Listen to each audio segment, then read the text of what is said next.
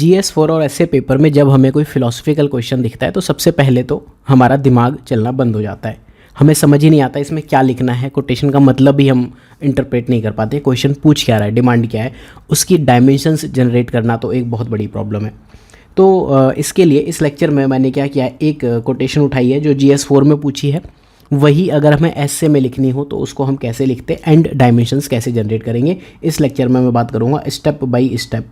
जो GS4 में thinkers के क्वेश्चंस हैं, for example this quotation, difference क्या है इसमें और एसे में। एसे में ये कह देगा 1500 वर्ड्स, बेसिकली 10 टाइम्स मोर आपको लिखना है, या at least 7 to 8 times 1000 words 1200 words में आपको लिखना होगा, एंड यहाँ पर लिखना है आपको 100 वर्ड्स में। तो अगर आपको बढ़िया ऐसे लिखने सीखने हैं, स्टार्टिंग आपको करनी चाहिए छोटे आंसर्स लिखने से। कोई भी ऐसे का टॉपिक है, ट्राई करो पहले आप उसमें 100 वर्ड्स के आंसर लिखो। तो इस टॉपिक से स्टार्ट करते हैं। कोटेशन इज़ वेल नोन कि महात्मा गांधी कहते हैं कि धरती के पास सब कुछ है जो आपकी नीड्स को सेटिस्फाई कर पाए, लेकिन ऐसा नहीं है जो आपकी ग्रीड को सेटिस्फाई कर पाए। तो इसमें देखो कीवर्ड क्या है, एक तो नीड है, एक ग्रीड है, एंड दो चीज़ों की बात की है कि enough to satisfy need and but not enough to satisfy greed. तो जब हम बेसिकली छोटे क्वेश्चंस लिखेंगे तो हमारा फोकस होना चाहिए इन दो पार्ट्स में।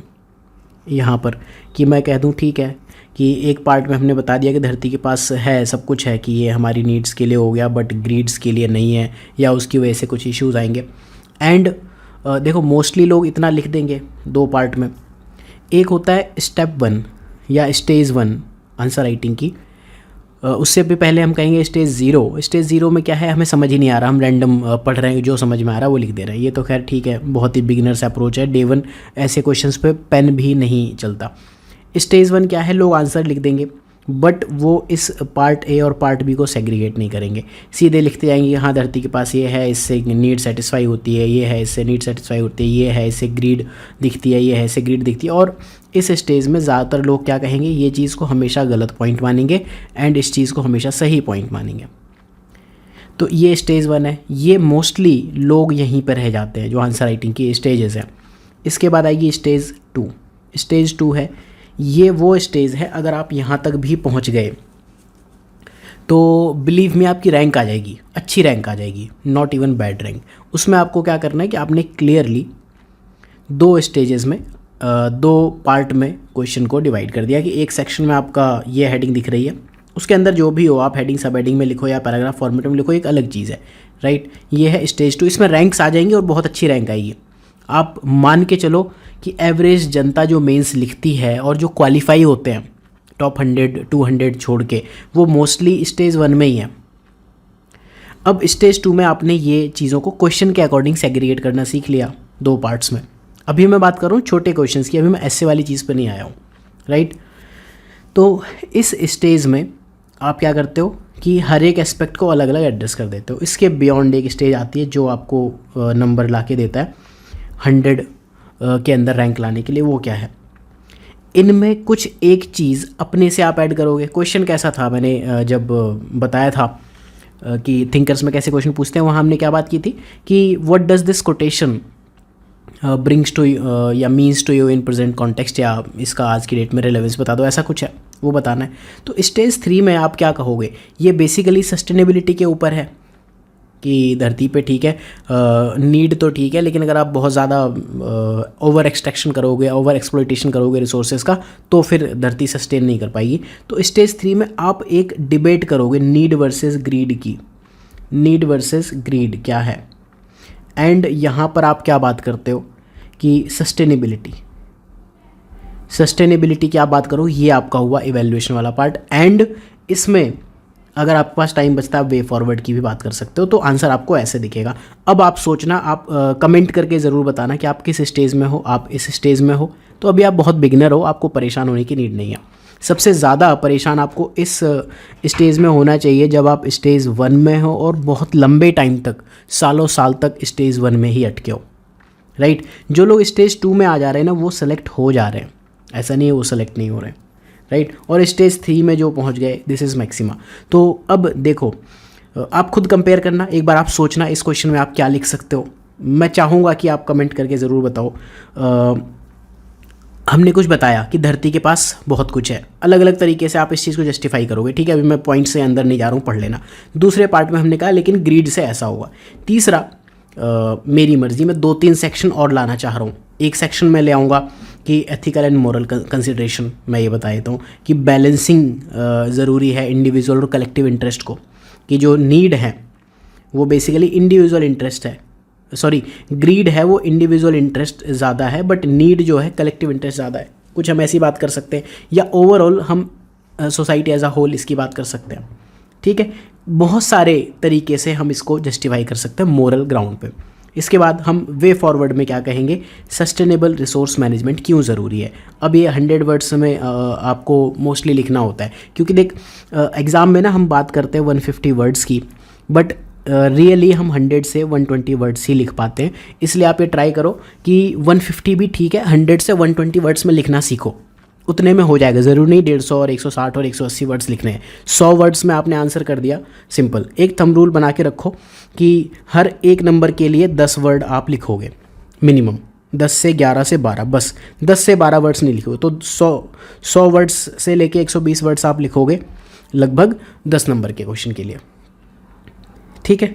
ऐसे में ये चीज़ थोड़ी सी डिफरेंट हो जाएगी, वहाँ पे आप अपनी कैलकुलेशन कर लेना। 150 वर्ड्स है, वहाँ आप ये कैलकुलेशन लेके मत चलना। लगभग ऐसे में हम लिखते हैं 800 से लेके 1000 वर्ड्स तक के ऐसे लिखे जाते हैं, अच्छे ऐसे कहलाते हैं, ठीक। तो ये जो आंसर राइटिंग की स्टेजेस है, आई गेस कि आप बिल्ड कर पाए, ठीक हो गया। इसके बाद कंक्लूजन। अब इसमें जो लीस्ट इंपॉर्टेंट चीज़ है जो आपको मार्क्स नहीं देगी, वो है कंक्लूजन और वो है इंट्रो। कहीं बात की हमने इंट्रो कंक्लूजन की, आप बताओ आपको नीड भी फील हुई। मैं अभी तक ये क्वेश्चन लगभग 6 मिनट डिस्कस कर गया, क्योंकि नहीं है नीड। इंट्रो और कंक्लूजन के पीछे कौन लोग पढ़ते हैं, जो होते हैं स्टेज 1 में, इनफैक्ट स्टेज 2 में भी। ऑल्दो लिखना चाहिए इंट्रो कंक्लूजन, लेकिन not at the cost of this. अगर आपने क्वेश्चन को अलग से वेल सेग्रीगेट कर दिया तो डेफिनेटली आप बेटर कर जाओगे, राइट। तो जब छोटे क्वेश्चंस लिखने हैं तब हम इसको इस वे में अटेम्प्ट करेंगे। अब इसी को अगर हमें बड़ा आंसर लिखना हो, फॉर एग्जांपल हम एस्से के लिए लिख रहे हैं, एक पेज ऐड कर लेते हैं, वहाँ पे हम एस्से की बात करेंगे। इसी चीज़ को अगर मैं एस्से के लिए बात करूँगा तो मैं क्या करूँगा, छोटा हो गया, ठीक है, छोटा क्वेश्चन हो गया। बड़े क्वेश्चन में मैं क्या करूँगा, सबसे पहले मैं बात करूँगा इंट्रो की। सबसे पहले सेक्शन में मैंने बात की इंट्रो की, एस्से में इंट्रो इंपॉर्टेंट है, ठीक है। उसके बाद अगर मैं इस कोटेशन की कुछ अंडरस्टैंडिंग आपको बता पाऊँ तो ठीक है, ट्राई करो कि एक्सप्लेन द कोट, क्या हो गया ये, एक्सप्लेन द कोट, ये आप करोगे। तीसरा आप क्या कर सकते हो इसके बाद, देखो मेन जो एस्से में आप 1-2 चीज़ें करोगे ना मेन पॉइंट पे या इन वाली चीज़ों पे आने से पहले, एस्से में आपको करना चाहिए कीवर्ड्स एक्सप्लेन। जैसे यहाँ पे नीड है और यहाँ पे ग्रीड है, तो आप ट्राई करो कि एटलीस्ट 2 पैराग्राफ या 1 पैराग्राफ में 2-2 लाइन आप इस चीज़ के बारे में ज़रूर बताओ कि व्हाट इज़ नीड होती क्या है। आप बताओगे कि बेसिक नीड्स क्या है, कुछ ऐसी चीज़ें, फूड है, वाटर है, शेल्टर है, कुछ डेटा दोगे आप ग्लोबल रिसोर्सेज के ऊपर। जैसे वर्ल्ड बैंक और फाओ की स्टडी थी कि उन्होंने कहा कि नीड के लिए है एनफ फूड है अभी, ठीक है, कुछ आप ऐसा बताओगे। आपने एक बात की नीड, इसको मैं थर्ड में ही रखूँगा, इसमें फर्स्ट नीड की बात करनी, आपकी मर्जी, आप अलग पैराग्राफ में करना चाह रहे हो, ठीक है, या एक पैराग्राफ में करो। दूसरा आप बताओ ग्रीड क्या है, ग्रीड होती क्या है, ठीक है, आप इसका इम्पैक्ट बताओगे, ग्रीड क्या है। थर्ड पॉइंट में जो उससे भी ज़्यादा इंपॉर्टेंट है, नीड वर्सेस ग्रीड, आप ये चीज़ों पे बात करोगे कि नीड और ग्रीड में डिफरेंस क्या है। आप ये बताओगे कि दोनों ऑल्दो रिलेटेड कॉन्सेप्ट्स हैं, नीड और ग्रीड में बहुत फाइन लाइन का डिफरेंस है, राइट, लेकिन आपको ये चीज़ एस्से में ऐड करना चाहिए, ठीक है। नीड ग्रीड हो गया, आप यहाँ पे इसके कॉन्सिक्वेंसेस वगैरह ला सकते हो, राइट। इसके बाद आपको ये वाला पार्ट फिर लेके आना चाहिए कि ठीक है, हमने नीड समझ लिया क्या है, ग्रीड समझ लिया, दोनों में डिफरेंस समझ लिया। इसके बाद हम इसकी बात करेंगे कि धरती के पास सब कुछ है लोगों की नीड्स को फुलफ़िल करने के लिए, बट धरती के पास ऐसा नहीं है कि लोगों की ग्रीड फुलफ़िल कर पाए। Ethical and moral consideration and way forward आप इस तरह से लिख सकते हो, ये सेक्शंस आप एस्से में डाल सकते हो। अब एक और चीज़ है, जब आप एस्से में बात करते हो या इनफैक्ट नॉर्मली भी आप बात करोगे, एक होता है नॉर्मल, आप इसी व्यू के साथ में चले गए, एक होता है काउंटर व्यू। अभी मुझे एक और काउंटर व्यू लेके आना है, काउंटर व्यू क्या होगा, मैं कहूँगा नहीं ठीक है, धरती के पास ग्रिड सेटिस्फाई करने के लिए तो है ही नहीं, नीड सेटिस्फाई करने के लिए भी नहीं है। ठीक है, ऐसे कौन से केसेस हैं, क्या आपके पास इसको जस्टिफाई करने का कुछ पॉइंट है?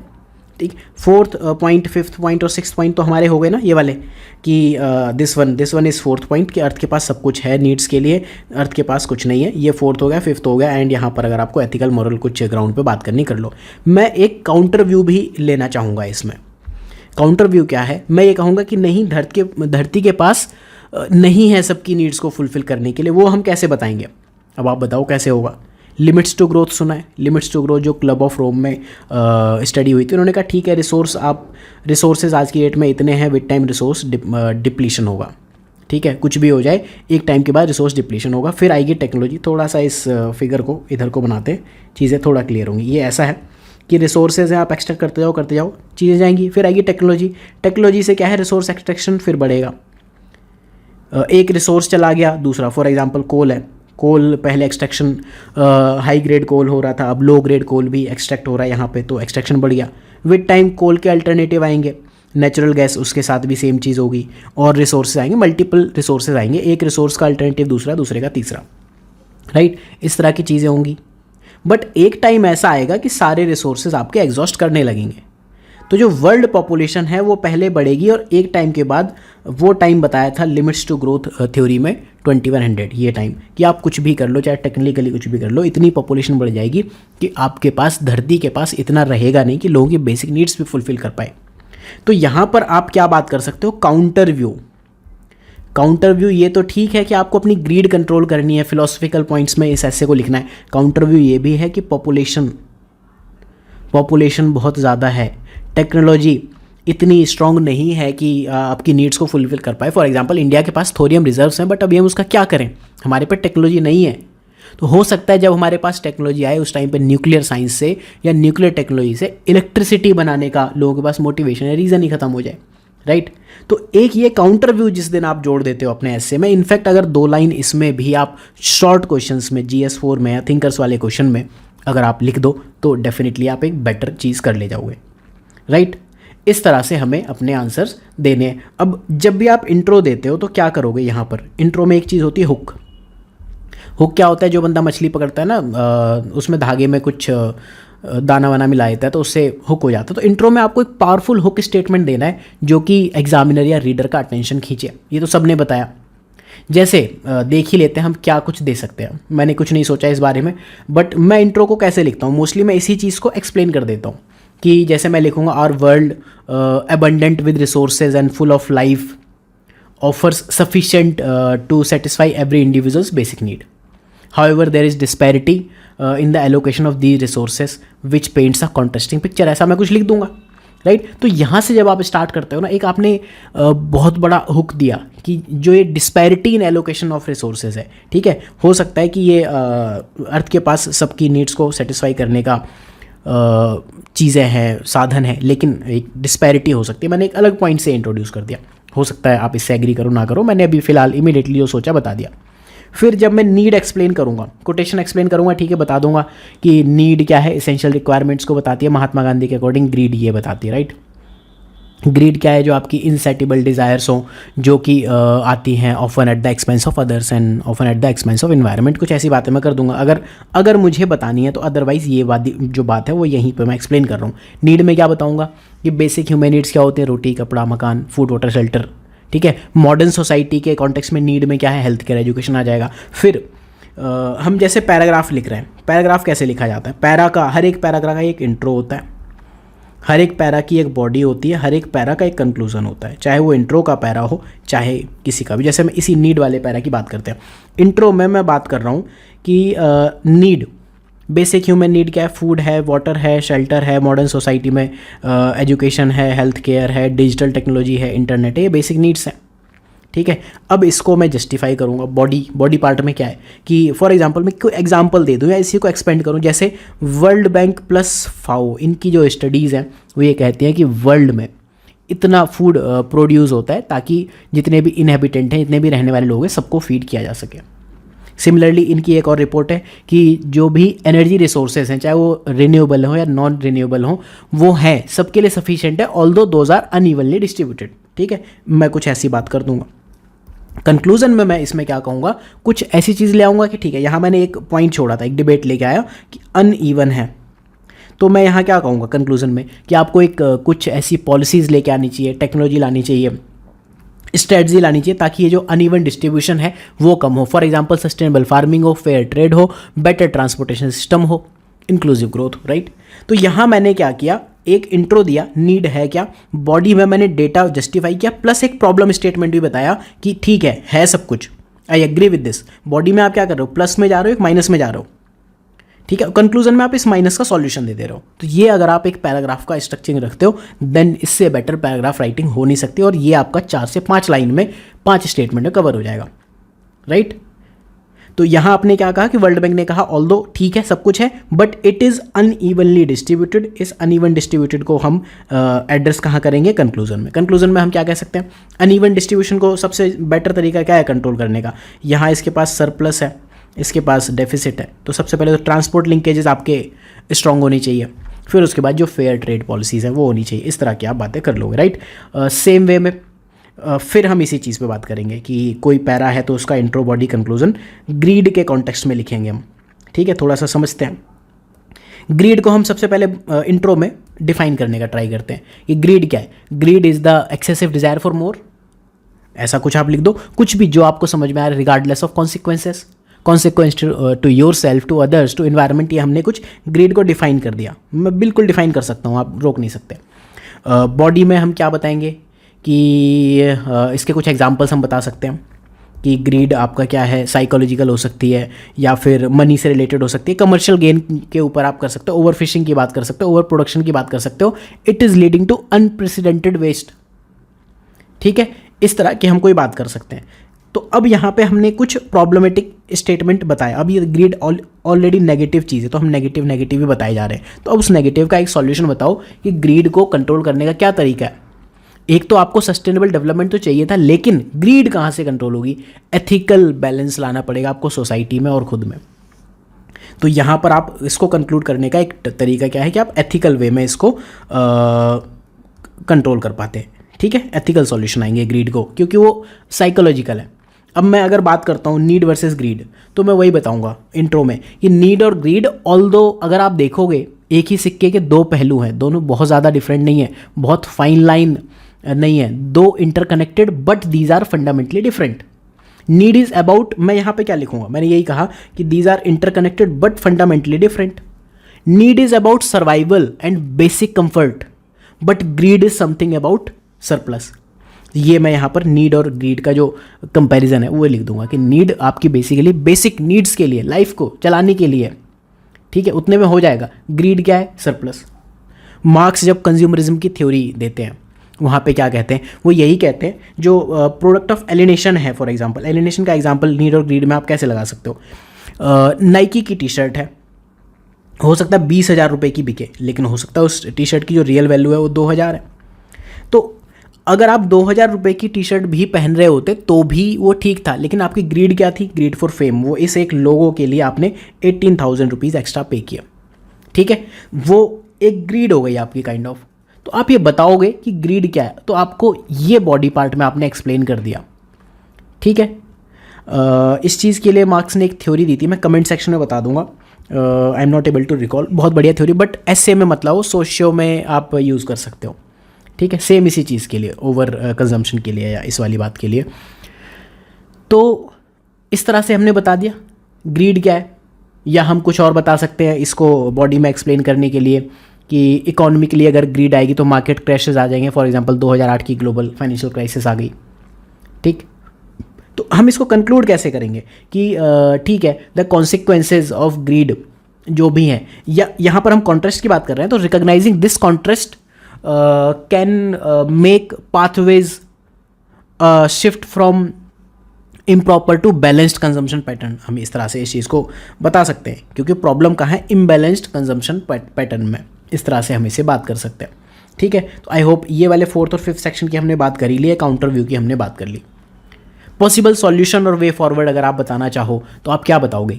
ग्रीड को कर्व करना है बेसिकली, नीड तो ठीक है, तो एक सॉल्यूशन तो ये डेफिनेटली आएगा जब आप अगर एक काउंटर व्यू ले आते हो अपने में। तो देखो, काउंटर व्यू हमेशा ट्राई करो कि जो भी टॉपिक दिया उसके एक नेगेटिव सोचने का ट्राई करो। एक पैराग्राफ तो एटलीस्ट लिखो, आपके पास एक नया पैराग्राफ आएगा जो किसी और के पास नहीं होगा, प्लस आपके वे फॉरवर्ड में कुछ पॉइंट्स एक्स्ट्रा आएंगे, आप ये एक्सप्लेन कर लो। तो आप ये पहले तो यही बताओगे वे फॉरवर्ड में कि नीड है, ठीक है, नीड अर्थ सेटिस्फाई कर सकती है बट एक लिमिट के अंदर, आप पहले तो वही बताओगे। दूसरा मैं ये बताऊंगा कि जो ग्रीड है, ग्रीड को अगर आपको कर्व करना है, रिड्यूस करना है, that will require a multi pronged approach. जैसे ग्रीड को हम कहाँ करेंगे, इंडिविजुअल लेवल पे। अगेन मैं इस वे फॉरवर्ड का भी आपको उसी वे में बात करता हूँ कि मुझे वे फॉरवर्ड लिखना है इंट्रो, बॉडी और कंक्लूजन के फॉर्म में। तो मैं लिखता हूँ, पहला तो मैं ये लिखता हूँ कि कर्विंग ग्रीड रिक्वायर्स अभी क्या बात की थी, मल्टी प्रोंग्ड अप्रोच, ठीक है, मल्टी प्रोंग्ड अप्रोच हमें लेके आनी है, राइट। अब वो क्या है, हम बात करेंगे इंडिविजुअल लेवल पे हम क्या कर सकते हैं, हम सोसाइटी के लेवल पे हम क्या कर सकते हैं, हम पॉलिसी मेकिंग लॉ के लेवल पे क्या कर सकते हैं, ऐसे कई सारी चीज़ें कर दो, ठीक है। इंडिविजुअल लेवल पे हम क्या कर सकते हैं, मिनिमलिस्ट लाइफ स्टाइल लेके आ सकते हैं, एथिकल कंजम्पशन लेके आ सकते हैं, ठीक है, उससे एक सिग्निफिकेंट डिफरेंस आएगा। एक सोसाइटी के लेवल पे हम क्या कर सकते हैं, जो मिनिमलिस्ट कंजम्पशन नहीं है उसको हम डिस्करेज कर सकते हैं, इस तरह की आप बातें कर सकते हो। यहाँ पर पेरेंट्स का, टीचर का, फैमिली का रोल आप बता सकते हो। ब्रॉडर स्केल पे अगर आप पॉलिसी लेवल पे बात करो तो स्ट्रिक्ट एनवायरमेंटल रेगुलेशन ला सकते हो, प्रोग्रेसिव टैक्सेशन आप ला सकते हो, टैक्सेशन ज़्यादा होगा। जैसे अभी जिस चीज़ को आप देखते हो ग्रीड का पार्ट है, उस पर आप 28% GST लगा दो, जो बेसिक नीड्स है उस पर 5% ही रहने दो या उससे भी कम करो। फेयर ट्रेड लॉज आप ले आओ, इस तरह की आप कुछ चीज़ों की बात करोगे, ठीक है। अब इसको आपको इस वाले पार्ट को जो वे फॉरवर्ड है उसको भी कंक्लूड आपको करना पड़ेगा कि doing this will play a pivot role in fostering a need based approach of consumption, right. कुछ ऐसा करके एक लाइन में हम कंक्लूड कर देंगे। ना हमने कुछ इसमें संस्कृत लिखी, ना उर्दू लिखी, ना फारसी लिखी, ना किसी थिंकर का नाम लिखा, और एक बढ़िया ऐसे लिख लिया, ठीक। कंक्लूजन में अगर ये वन लाइनर कंक्लूजन है तो इस तरह से लिखो, ठीक है। अगर आपको बड़े कंक्लूजन लिखने हैं तो फिर आप ऐसे कुछ बता सकते हो कि द कोटेशन सेज या कोटेशन व्यूज या quotation represents the crux of global resource crisis. Again मैं कंक्लूजन को भी वैसे ही लिख रहा हूँ इंट्रो, बॉडी, पैरा में। सबसे पहले मैंने क्या बताया कि जो कंक्लूजन का इंट्रोडक्टरी लाइन क्या है कि द कोटेशन इनकैप्सुलेट्स और कोटेशन रिप्रेजेंट्स द क्रक्स और the picture of global resource crisis, पहला पॉइंट इंट्रो। अब हम बताएंगे कैसे। तो यहाँ पर हम कहेंगे by distinguishing between need and greed, हम क्या कर सकते हैं, we can shift from a culture from excess to sufficiency, ठीक है, greed based approach to need based approach, and ultimately that will be ensuring the well being of all individuals and sustainability also, right. तो हम ये दो चीज़ें body में कुछ बताएंगे। अब ये ध्यान रखना कि ये पॉजिटिव नोट पे ही हम जाने का ट्राई कर रहे हैं। कंक्लूजन में जब आप एंड करोगे, यहाँ पे आप चीज़ें स्टार्ट करोगे, फिर पॉजिटिव नोट पे ही जाओगे, एंड में पॉजिटिव हाई नोट पे ख़त्म करोगे, ठीक है। अब मुझे कंक्लूड करना है, मैं कुछ बहुत ही तगड़ा तो नहीं लिख पाऊंगा, इतना अच्छा नहीं हूँ मैं कंक्लूजन में। मैं जैसे होता तो ये लिखता, इट इज़ अ शिफ्ट और this shift necessitates collective responsibility and collective action that will be a shift not just understanding our needs but also acknowledging and reducing और कंट्रोलिंग आवर ग्रीड। इस तरह से हम लिख सकते हैं, ठीक है। इस वे में आप ऐसे को लिखोगे। हर चीज़ का हमने हर एक चीज़ का इंट्रो, बॉडी, कंक्लूजन लिखना है हर पैराग्राफ का। आई होप कि आपको समझ में आया होगा छोटे क्वेश्चंस कैसे आंसर करते हैं, बड़े क्वेश्चंस कैसे आंसर करते हैं, right. So thank you for watching. और अगर आपको ये कोर्स पसंद आए, सिनॉप्सिस IAS वेबसाइट पे जाके विजिट करना, एंड यहाँ पर this website and mains answer building है, ऐसे कोर्स आप देख सकते हो। You can check out other special courses also.